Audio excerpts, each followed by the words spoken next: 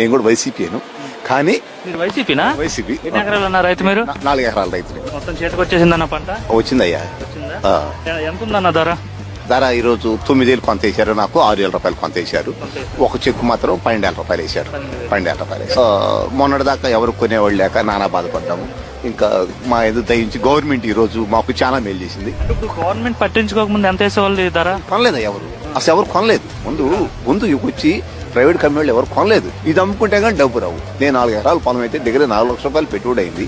నేను ఈ రోజు గవర్నమెంట్ అమ్ముకున్నా చెప్తే ఎవరికి రూపాయి అమ్మలేదు, బయట అమ్మలేదు. ఇప్పుడైనా ఇలాగా గవర్నమెంట్ వచ్చేసి ముందుకు వచ్చి కొనడం జరిగిందా పొగాకు? లేదు, అంతమంది ఎవరు కొనలేదు. ఈ రోజు కొన్నారు.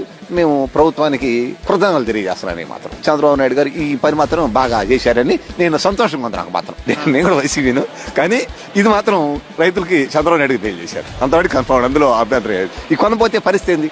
ఏం చేసుకున్నా ఈ పోక నేను ఏం చేసుకునేవాడిని? చంద్రబాబు నాయుడు గవర్నమెంట్ ఈ రోజు కొనపోతే నేను నానా ఇబ్బంది పడేవాడిని.